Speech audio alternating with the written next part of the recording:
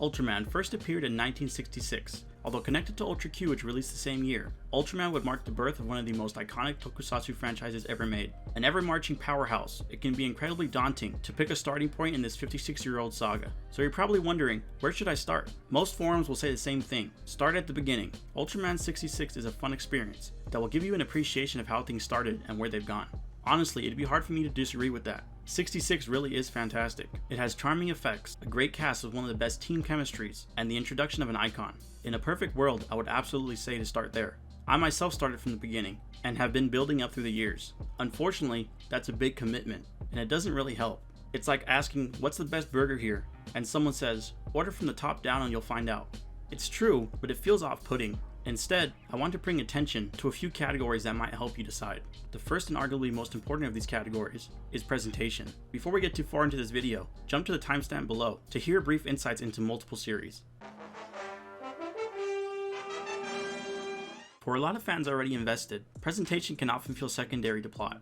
We know if we watch a show from the 60s that it's going to look a certain way. We know we can't expect modern effects, so we enjoy and love the shows by accepting the context of the era. However, that only applies to those of us that are already fans. For many people, visual presentation is the one thing keeping them from starting. Just how black and white can be seen as a hurdle for old films, seeing old shots that look blurry, or the thin lines carrying the kaiju and jets around can be a turnoff.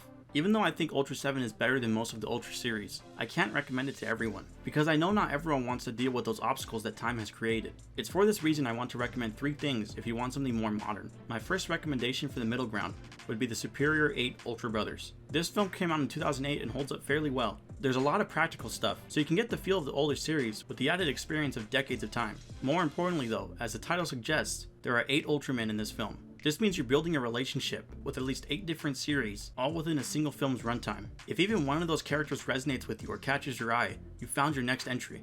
On the other hand, the Superior 8 Ultra Brothers might be a little too fan-servicey for the non-initiated, and that brings me to my next suggestion, Ultraman 2019. If you like the vibe of Ultraman, but want something entirely different visually, then 2019 has you covered. It's an anime that tackles the story in a completely new way, so if you prefer animation, this is for you.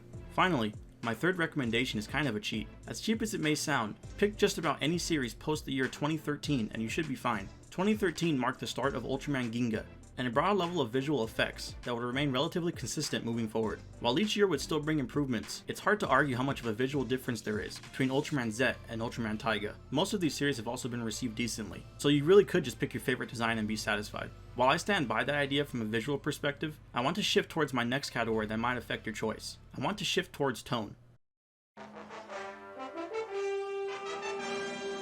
Tone in Ultraman is the most important factor for choosing a starting point if visual effects don't bother you. While you can typically find light stories with comedic tropes, not every series has them in spades. For example, Ultraman Leo is considered one of the darkest entries, with excessive death and shock. The series right before though, Ultraman Taro, is a fun romp that focuses more on appealing to fantasy and children. There's a common misconception that if you enjoy Ultraman in general, then you probably enjoy every series. I want to make it clear you are allowed to enjoy only the series you want to.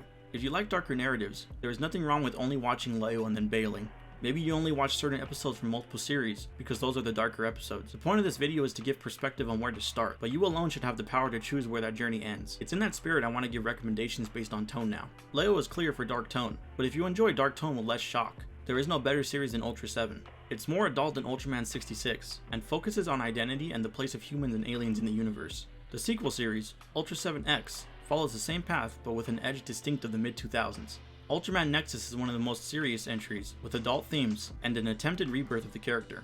On the lighter side, Ultraman Rube is about as comedic as it gets. The villain is ridiculous, the Ultras crack jokes even mid-fight, and the transformations indulge in their power and effects. I can't recommend this series enough if you just want something goofy and fun. Finally, there are 2 series that perfectly encapsulate a middle ground. These would be Ultraman 66 and Ultraman Tiga. Both series have episodes full of dark, light, comedic, and wondrous themes. You might go from a slapstick episode to an episode of deep introspection on what it means to be human, and none of it feels like a tonal clash. Overall, these 2 series exhibit what most fans would call quintessential Ultraman traits, and are easy picks if you want to see the general tone of the franchise. Having discussed tone, the final category I want to go over is narrative. We've already talked about how some series have varying tones, but even if the tone is what you want, the narrative needs to be something you want as well. Before that though, there is something huge that relates to the narrative that you should know about: Henshin. Henshin is a Japanese word for transformations that many franchises like Super Sentai and Kamen Rider made iconic. I think the biggest difference other than narrative between the older Showa series and the later Heisei and now Reiwa series is the transformations. This is because as time went on, the Ultra franchise leaned more into creating complex items for Henshin. The original had a simple capsule that was pressed for transformation, where newer series have things like spark dolls, which are used in conjunction with the transformation device to add additional powers to the Ultra. While Ultras have always had Henshin in the franchise, the difference is that in the larger context, Henshin are often longer than Ultra transformations, and use very merchandisable toys or items that can be sold to boost the show's income. These boosts to revenue are so notable that sometimes they are the only reason the series survives to make more episodes. This is why Tsuburaya, the company that makes Ultraman, decided to make Henshin a bigger deal in the newer series. From a business perspective, I don't think you can really blame them. However, what it does mean is that some people will be turned away from newer series. Although I don't hold this belief, I know these types of Henshin are often seen by people in the West as childish. No matter how serious Super Sentai gets, there will always be people that see someone using a marketable device to transform and immediately dismiss the entire series as corny or immature. If you're one of these people, I'm not trying to argue whether you're right or wrong. Maybe you just haven't had the time to really think about whether that's true or not. Or maybe because it is such a common idea, you just accepted it as fact. I'm making this such a big deal because I want you to start on something that you'll actually enjoy. If you want something comedic, but feel long Henshin are off-putting, then I recommend Taro more than Rube. If you prefer Henshin, then I'd recommend the exact opposite. What I'm trying to say is, the older series dedicate much less screen time to transformations, so you can choose based on your preference of that. Now with that long detour over, we can truly get into narrative. Since I don't want to spoil anything, I'm going to give a quick rundown of multiple series in a few words. Ultra Q, where the franchise began, similar to Twilight Zone, but switches to being kaiju oriented partway through. Ultraman 66, classic hero and science team vs evil. Ultra 7, alien invasions thwarted by another alien that leads to deep introspections. Return of Ultraman, a soft reboot that questions what it means to be an Ultraman. Ultraman Ace, first time there's a central villain, first time an Ultra series selects more than one host, and first time crossovers with the Ultra series would become major plot points. Ultraman Taro, an insane adventure focusing on the power of youth. Ultraman Leo, a dark response to criticism that Taro was too child-oriented. The Ultraman, a Saturday morning cartoon anime made by the soon-to-be creators of the original Gundam series. Ultraman 80, a return to tradition, with the Ultra being a professor and a defense member.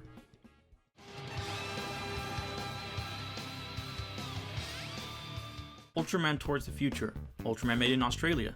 Ultraman the Ultimate Hero, Ultraman made in the US. Heisei Ultra 7, a series of direct-to-video episodes that continue Ultra 7 in an alternate reality where he is the only Ultraman. Ultraman Tiga, Dyna, and Gaia, 3 series that emulated what people loved about the original series, with an updated look and a new connected timeline. Ultraman Neos, a direct-to-DVD series that is average but largely forgotten by many. Ultraman Cosmos, an Ultra that favored trying to save the enemies he fought, unless they showed no chance of change. Ultraman Nexus, an attempted reboot with a serious tone. Many fans love it, but due to underperforming, it was cut short. Ultraman Max, a more fun series with the introduction of Shawn Nichols, an important host of many of the real-world events currently held in Tsuburaya's Ultraman Connection. Connection is where you can watch Ultraman, panels, and interact with fans. Ultraman Mebius, a celebration of the many series before it. Ultra 7X, an edgy continuation of the original Ultra 7, with an emphasis on alien investigation rather than fighting. Ultraman Ginga and Ultraman Ginga S, a series and its sequel that revitalized the franchise, bringing in the use of longer Henshin with more marketable transformation devices. Ultraman X doesn't reinvent the wheel, but offers an enjoyable time. Ultraman Orb, fusion-centric series with a hero-villain dynamic that many fans love. Ultraman Jeed, an Ultra born from the essence of the main villain of the franchise. Ultraman Rube, a comedic brother duo series with an incredibly silly villain.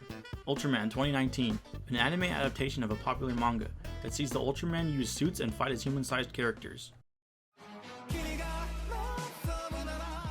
Ultraman Taiga, follow the son of Taro as he finds his way to becoming a true warrior. Ultraman Z, a series that saw great support and reviews as it aired, even reaching media sites outside of Japan. Ultraman Trigger and Decker, series with strong ties to Tiga and Dyna, respectively. Decker has not aired yet, but I'm not sure I'd recommend these series as a starting point, since they do have strong ties to the other shows. If you want to see how good modern effects have gotten though, definitely check out some of their effect shots.